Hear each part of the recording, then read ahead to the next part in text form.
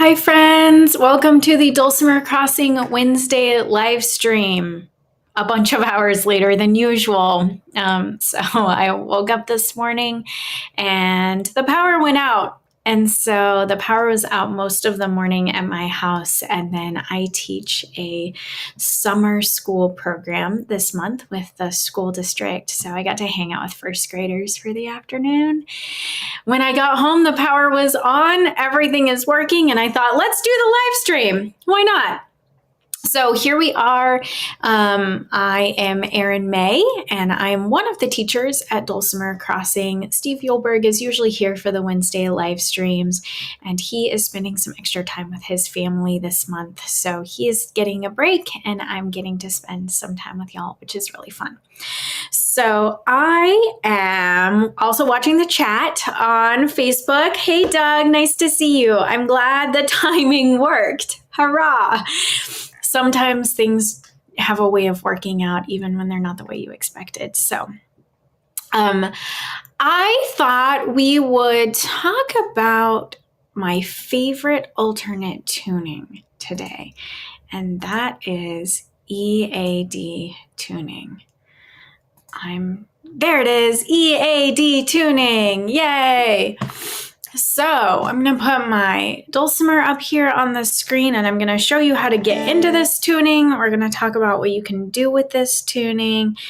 I just really enjoy it. And if you've been around me for a while, you probably know that it's one of my favorite tunings, but I thought it would be a fun Wednesday afternoon topic here. So what I've just done is tuned my bass string up a whole step. So I went from a D note to an E note on the bass string. And the other two strings are going to stay the same, or three, or however many you have, right? So the bass string went up, the middle string stayed the same at A, the melody string stays the same at D. So it's got kind of a dissonant sound when you strum it open now. But that's how it's supposed to be. Oh, I'm trying to figure out how to get rid of all the things on the screen so you can see the Dulcimer better. There we go. All right, so I'm in Ead tuning. So this is a key of A kind of tuning. And that's because the drone strings really kind of tell me what key I'm playing in. So my drone strings are now A's and E's. Drone strings in traditional mountain dulcimer tunings are always the root and the fifth of the key that you're in. So the E is on the bass, so you might think, oh, I went to a key of E tuning. But if I count E as the first note, F, G, A, I get root and fourth. And that's not how tunings work. That's not actually the key that I'm in. So if instead I start on A and I count A, B, C, D, E, it makes sense. That's the root and the fifth, right? And so I'm in the key of A, and this is in traditional tuning language called a reverse tuning.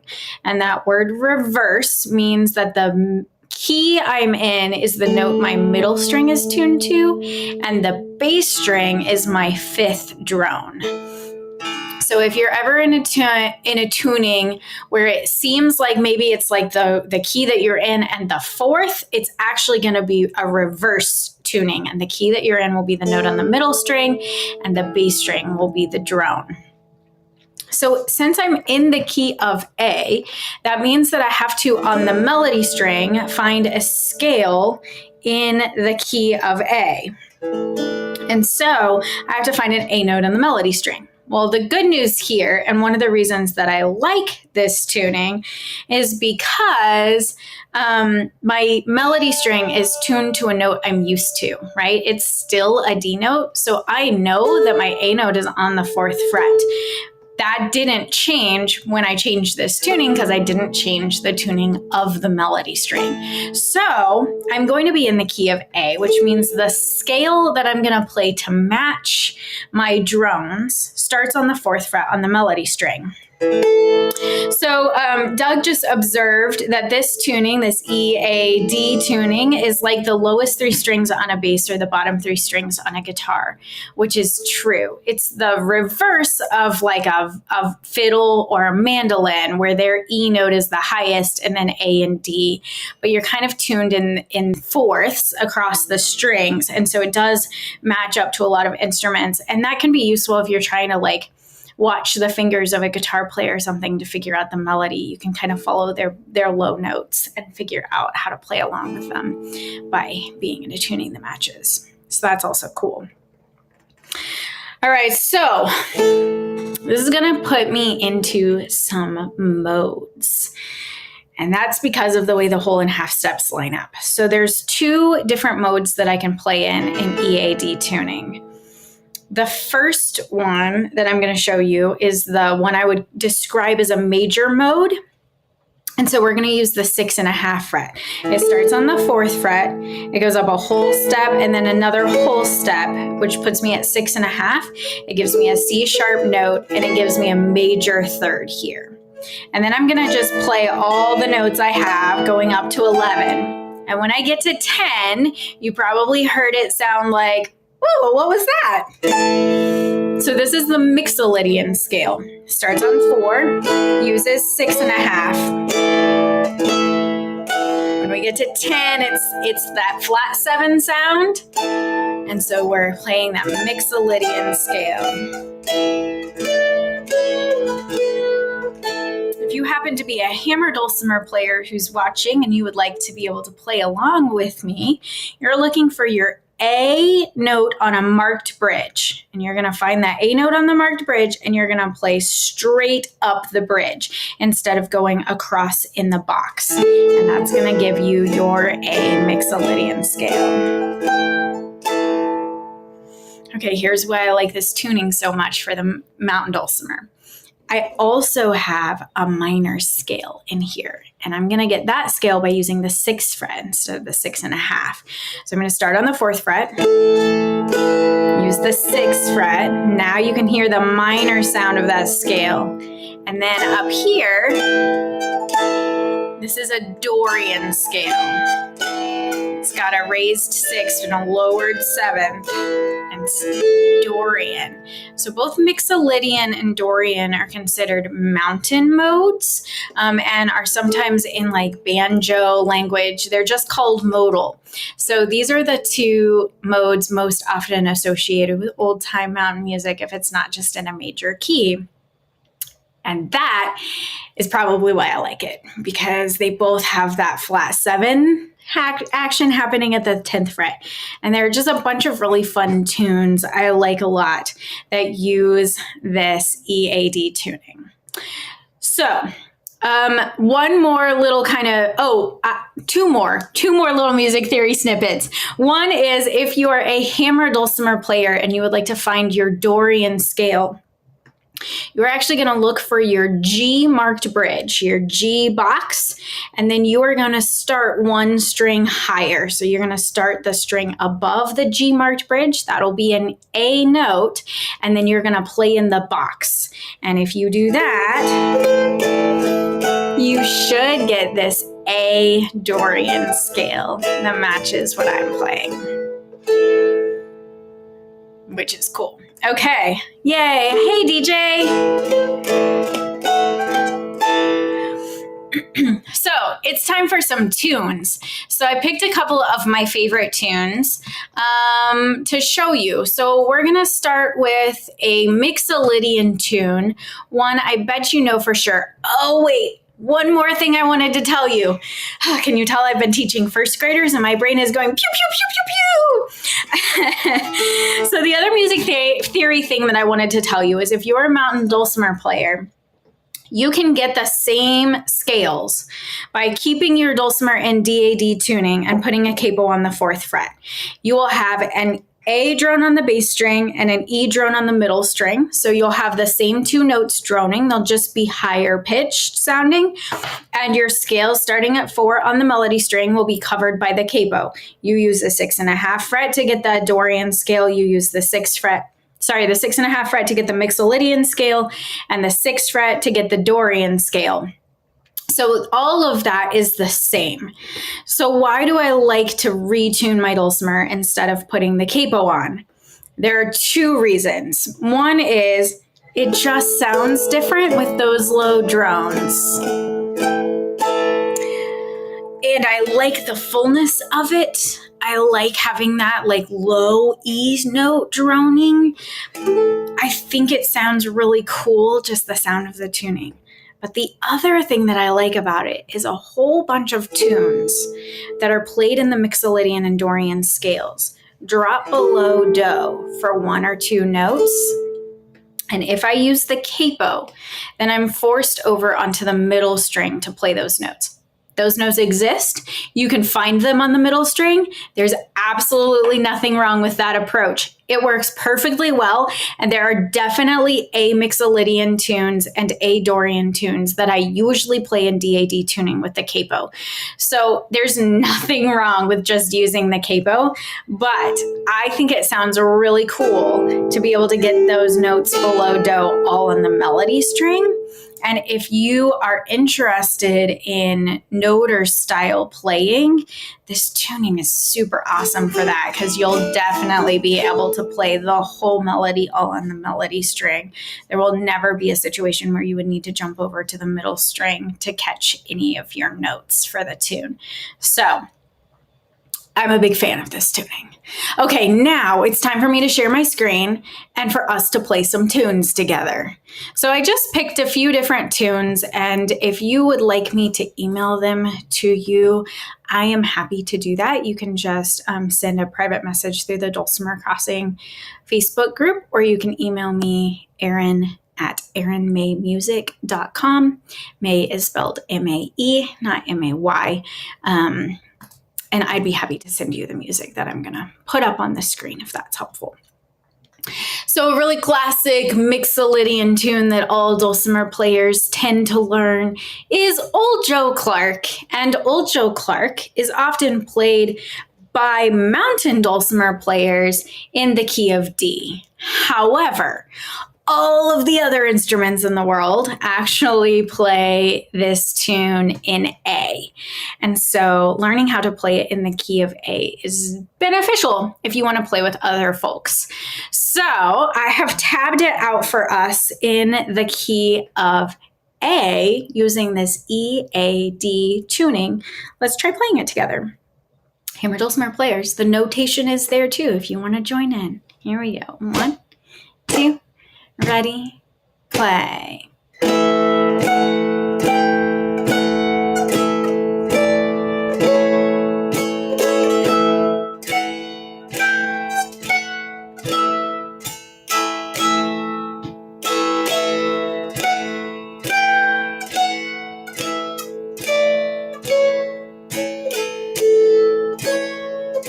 That A part you could play with a capo and nothing would be different. Repeat the A part. Let's hear it one more time.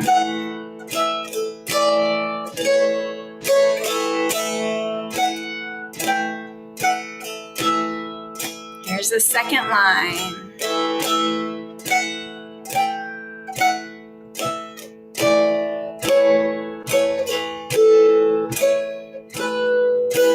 Here comes the B part, third line.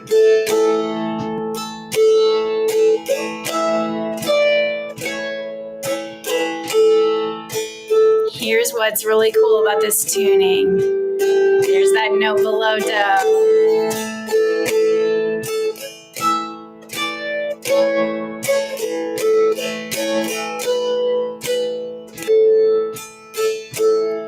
So in this B part, some people play a little bit differently.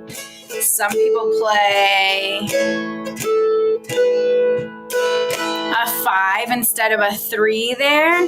So a lot of the fiddle players I know, they go down to that G note and they catch that Mixolydian sounding note in the B part, but not everyone does. Some people play the B note at the 5th fret instead. So you can try it either way and see which way you like it. I like the G that down there. It's my favorite. Okay, let's play the B part one more time. Ready, play. B part.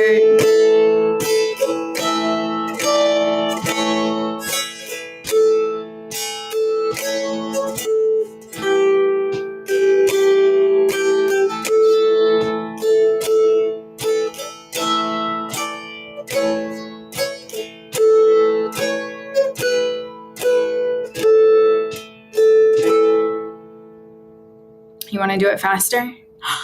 Okay, let's try it. 1, 2, 1, 2, ready, play.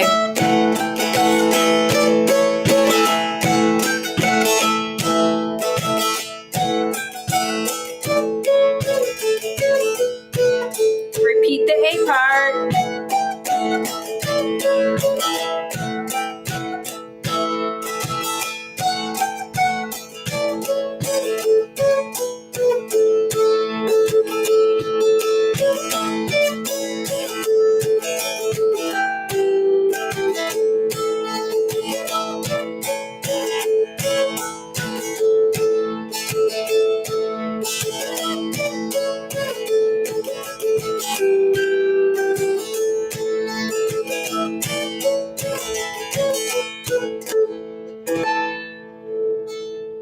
Yeah, nice. Doug says he likes the low G too, and the version he learned for banjo by Ken Perlman had that. Yeah, a lot of the fiddle players and banjo players I know, they play that low G. I once heard Don Petty talking about it, and he was like, nobody in the mountains up here plays that note. They all play the other note. So I think it probably is a regional difference, and I think it probably does depend to some extent on what circles you're in. I've definitely been more in bluegrass circles than really traditional old-time circles. This is one of those tunes that gets around and around and around in a lot of different groups. And so I'm sure there are many, many, many, many, many variations to it. So it's one of those things to just kind of always listen for and play along with what the consensus of the group is. But the G and the B sound okay next to each other too. So if some people go down and some people go up, that also works. All right, let's look at a tune in a minor key. So one of my all-time favorite tunes, and really the first tune that I started exploring this tuning with, was Kluckle Hen.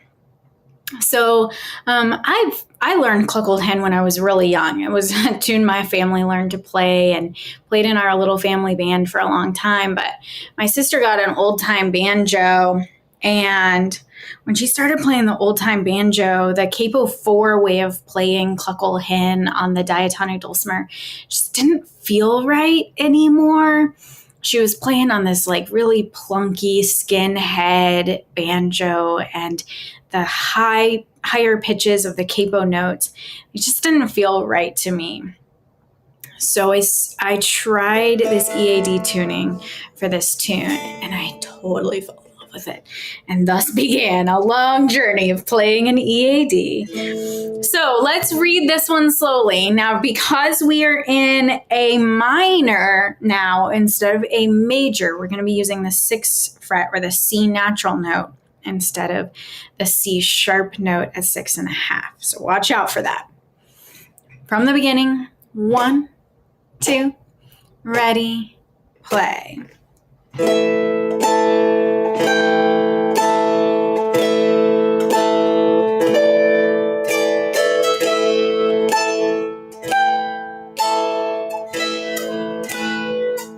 Repeat the A part.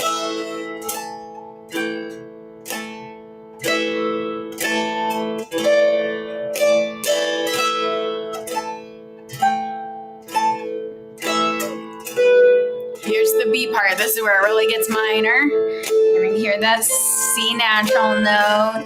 Here's where it goes below Do, down to that G.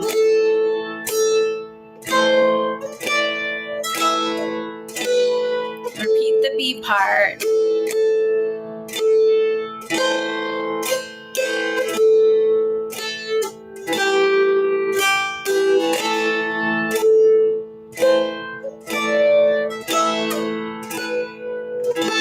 You want to to get the fiddle shuffle or the banjo, the like claw hammer banjo rhythm in there. It's kind of a dun da da dun da da, which is our bum ditty kind of rhythm.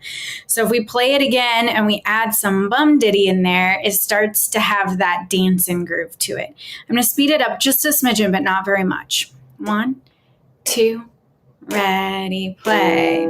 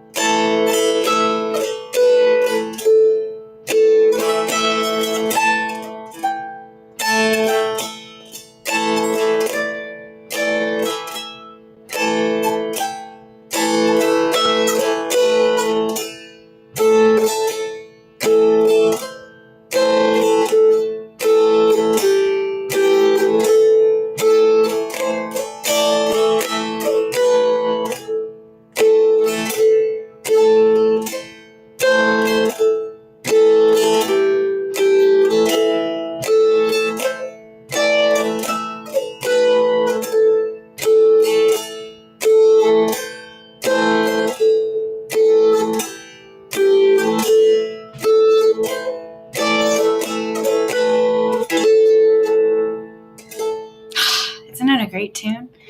I just love that tune. Okay, so I wanted to show you a couple of more. While we're in a minor mode, let's do another minor one. This is a fun one. This is Joshua Fit the Battle of Jericho. It's an old spiritual. It's got some fun syncopated rhythms in there. Let's see. There, that's a good view of it. And we're going to kind of swing the eighth notes on this one. So you got some syncopation, a little bit of swing, and it's not a really complicated melody. But again, it's using the 6th fret, not the 6.5 fret. Okay, so let's try this one. 1, 2, ready, play.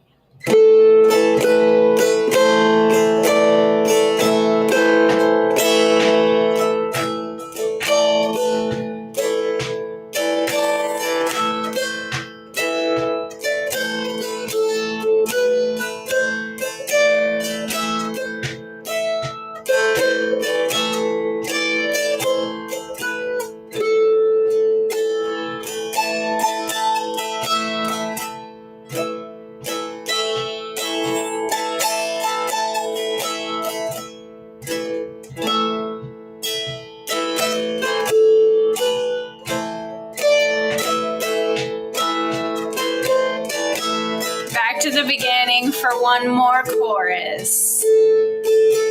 Joshua fit the battle of Jericho, Jericho, Jericho. Joshua fit the battle of Jericho, and the walls come a-tumbling down. All right, so that's another example of a minor tune that works really well in this EAD tuning. This one doesn't go below Do, and so it doesn't have that kind of benefit of the going below Do on the melody string, but I like the fullness of the drones in it. I just enjoy playing these tunes in EAD tuning. So I'm going to throw a chord chart on the screen for just a minute.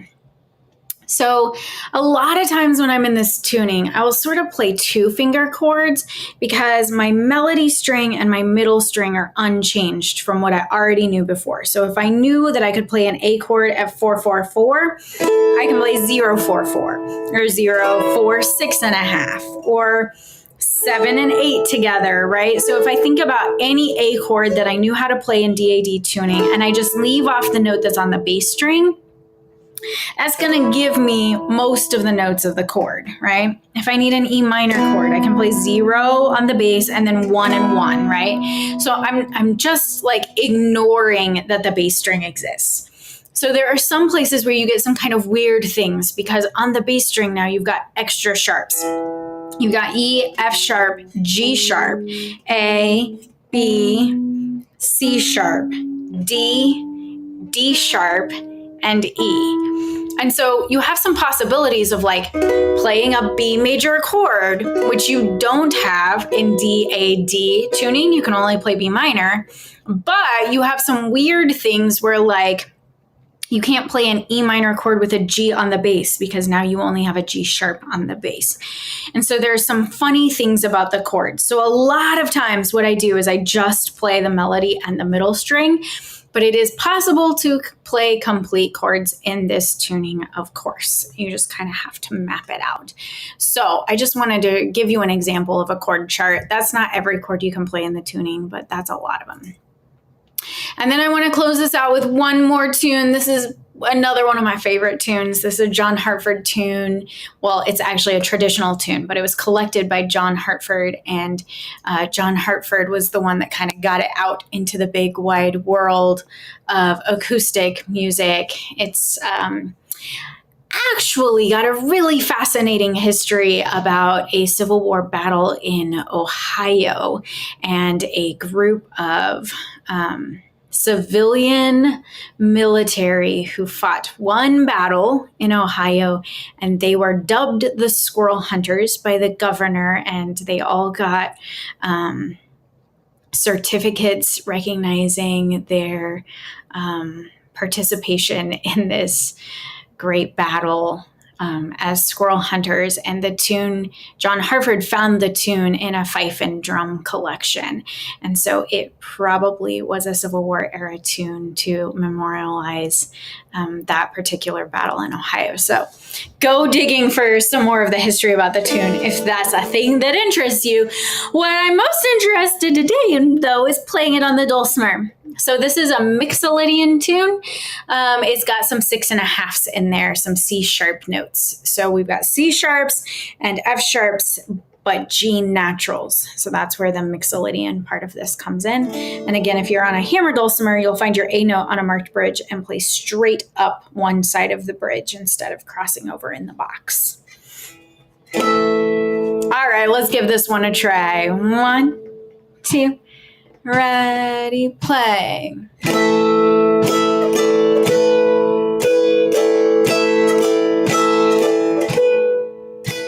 There goes below do.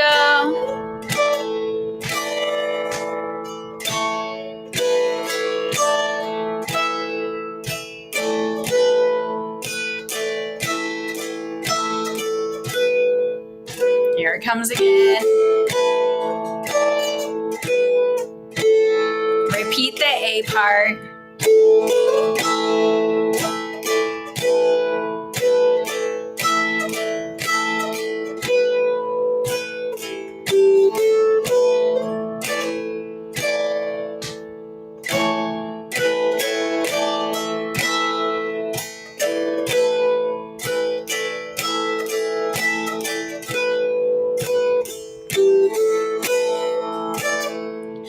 The B part going up this time.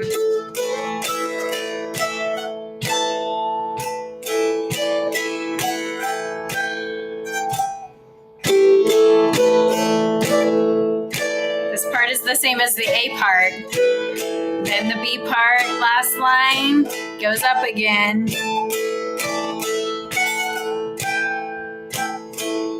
Ends the same as the A part ends. Repeat the B part.